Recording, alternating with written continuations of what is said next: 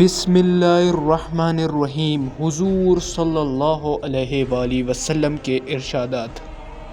اے اللہ، تجھی سے شکایت کرتا ہوں میں اپنی کمزوری کی اور لوگوں میں ذلت اور رسوائی کی۔ اے ارحم الراحمین، تو ہی مددگار ہے، تو ہی پوری کائنات کا رب ہے اور تو ہی میرا مددگار ہے۔ تو مجھے کس کے حوالے کرتا ہے؟ کسی اجنبی بیگانے کے جو مجھے دیکھ کر تر شروع ہوتا ہے اور میرا منہ چڑھاتا ہے، یا کسی دشمن کے جس کو تو نے مجھ پر قابو دے دیا؟ اے اللہ، اگر تو مجھ سے ناراض نہیں ہے تو مجھے کسی کی بھی کوئی پرواہ نہیں ہے، تیری حفاظت مجھے کافی ہے۔ میں تیرے چہرے کے اس نور کی توفیل جس کے تمام اندھیریاں روشن ہو گئی اور جس سے دنیا و آخرت کے سارے کام درست ہو جاتے ہیں، اس بات سے پناہ مانگتا ہوں کہ مجھ پر تیرا غصہ ہو یا تو مجھ سے ناراض ہو۔ تیری ناراضگی کا اس وقت تک دور کرنا ضروری ہے جب تک تو ناراض نہ ہو۔ نہ تیرے سوا کوئی طاقت ہے نہ قوت ہے۔ مالک الملک کی شان کو اس پر جوش آنا ہی تھا کہ حضرت جبرائیل علیہ السلام نے آ کر سلام کیا اور عرض کیا، اللہ تعالیٰ نے آپ کی قوم کی وہ گفتگو جو آپ سے ہوئی سنی اور ان کے جوابات سنے، اور ایک فرشتہ کو جس کے متعلق پہاڑوں کی خدمت ہے آپ کے پاس بھیجا کہ آپ جو چاہے اس کو حکم دے۔ اس کے بعد اس فرشتے نے سلام کیا اور عرض کیا کہ جو ارشاد ہو میں اس کی تعمیل کروں گا۔ اگر ارشاد ہو تو دونوں جانب کے پہاڑوں کو ملا دوں جس سے یہ سب درمیان میں کچل جائے، یا اور جو سزا آپ تجویز فرمائیں۔ حضور صلی اللہ علیہ وآلہ وسلم کی رحیم و کریم ذات نے جواب دیا کہ میں اللہ سے اس کی امید رکھتا ہوں کہ اگر مسلمان نہیں ہوئے تو ان کی اولاد میں ایسے لوگ پیدا ہوں گے جو اللہ کی عطیہ کرے اور اس کی عبادت کرے۔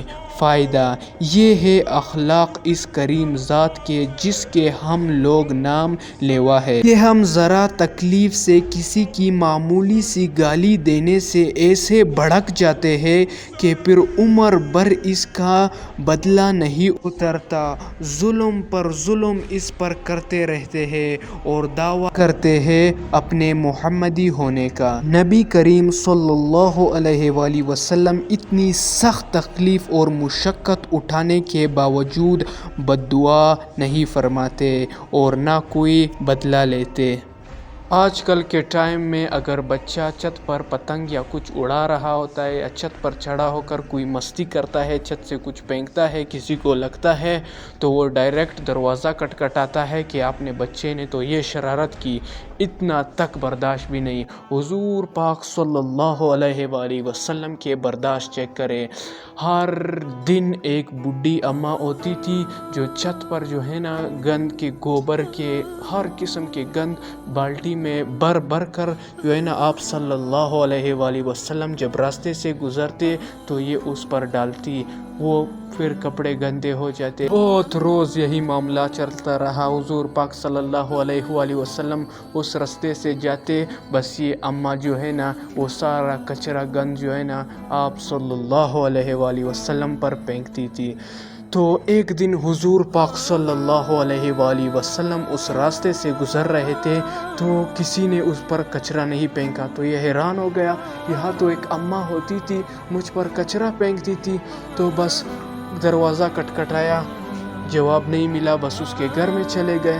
اس کے گھر میں جا کر دیکھا تو وہ اماں بیمار پڑی تھی، تو آپ صلی اللہ علیہ وآلہ وسلم اس کے خدمت میں پیش ہوئے کہ روز آپ مجھ پر کچرا پھینکتی تھی تو آج آپ نے مجھ پر کچرا نہیں پھینکا، تو میں آپ کے پوچھنے کے لیے آ گیا۔ تو وہ بوڑھی اماں جو ہے نا آپ صلی اللہ علیہ وآلہ وسلم کے اس اخلاق کو دیکھ کر مسلمان ہو گئی اور اپنے آخری وقت میں کلمہ شہادت پڑھا، لا الہ الا اللہ محمد الرسول اللہ، اور ارشاد ہے کہ جس کا پہلا کلمہ لا الہ الا اللہ محمد الرسول اللہ ہو، اور آخری کلمہ لا الہ الا اللہ محمد الرسول اللہ ہو، اگر اس کی 1000 سال برس زندگی بھی ہو تو بھی وہ بغیر سوال جواب کے جو ہے نا اللہ پاک اس کو اپنی رحمت سے جنت میں جگہ دے گا۔ تو اتنا بڑا عظیم کلمہ ہے، اتنا بڑا عظیم کلمہ ہے یہ، جو اللہ پاک نے ہم پر رحم کر کے ہمیں دیا ہے۔ ہم مسلمان ہیں الحمدللہ، اس کا جتنا بھی ہم شکر ادا کریں کم ہے۔ اور یہ آخری وقت میں یہ کلمہ زبان پہ کیسے جاری ہوگا؟ تو اس کے بہت جو ہے نا وہ ہے، اگر بندہ جو ہے نا مسواک کرتا ہے، مسواک کے بھی 70 فائدے ہیں۔ ایک فائدہ یہ ہے کہ مرتے وقت کلمہ شہادت نصیب ہوتا ہے، اور دوسرا ہمیں صبح اور شام، صبح بھی 100 مرتبہ اور رات کو بھی 100 مرتبہ لا الہ الا اللہ کی کثرت کرنی چاہیے۔ اس کے بہت زیادہ فائدے ہیں۔ ایک تو مرتے وقت بھی یہ کلمہ اللہ پاک ہمارے منہ پر جاری کر دے گا۔ تو کتنی عظیم بات ہوئی، کتنی خوشخبری والی بات ہوئی۔ تو اللہ پاک عمل کرنے کی توفیق نصیب فرمائے۔ تو یہی ارشاد آیا ہے کہ اگر اللہ کے ذکر کی لاکھوں بھی فضائل سنا دو، اگر اللہ پاک کسی کو توفیق نہ دے اپنے ذکر کرنے کی تو وہ تب بھی نہیں کرے گا۔ تو ہمیں اللہ پاک سے توفیق مانگنا چاہیے کہ اللہ پاک ہمیں کثرت سے اپنا ذکر کرنے کی توفیق نصیب فرمائے۔ اس کے اتنے فضائل ہے، سارے میرے چینل پر ویڈیوز دی ہے، تمام حدیث کی ہے، تمام کے تمام حضور پاک صلی اللہ علیہ وآلہ وسلم کی بتائی ہوئی باتیں ہیں۔ تو اللہ پاک ہمیں عمل کرنے کی توفیق نصیب فرمائے، اور اپنے دوسرے بھائیوں کو بھی بتانے کی توفیق نصیب فرمائے۔ اب ویڈیو ختم کرنے لگا ہو۔ حضور پاک صلی اللہ علیہ وآلہ وسلم کے تو بہت زیادہ اخلاق ہے، تو ویڈیو لمبی ہو جائے گی۔ سبحان ربک رب العزت عما یصفون وسلام علی المرسلین والحمد للہ رب العالمین۔ جزاک اللہ خیر۔